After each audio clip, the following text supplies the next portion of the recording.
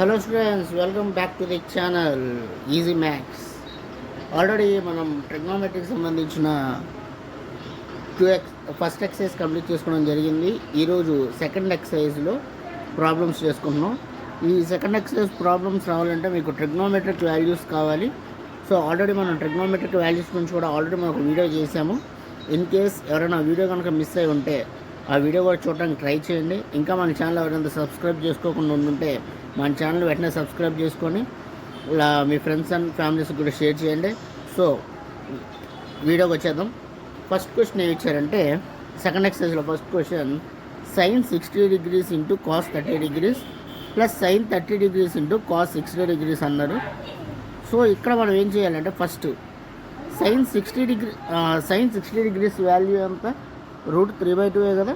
So √3/2 ఇక్కడ ఏమి ఇవ్వకపోతే ఇది ఇంటూలో ఉన్నట్టు. So cos 30 degrees value sin 60 cos 30 రెండు ఈక్వల్ అవుతాయి అన్నా కదా. సో ఇది కూడా √3/2 అవుతుంది. Plus sin 30 degrees value 1/2. So cos 60 value 30-60 equal అవుతాయి కాబట్టి ఇది కూడా 1/2.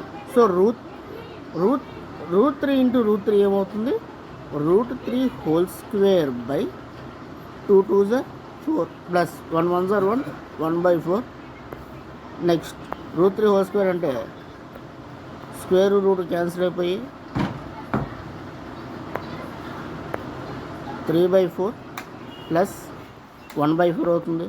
ఎల్సిఎంలో 4 ఉంది కాబట్టి 4 తీసుకోవాలి.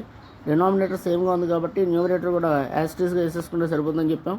3 + 1 అంటే 4 4/4 4 క్యాన్సిల్ అయితే 1.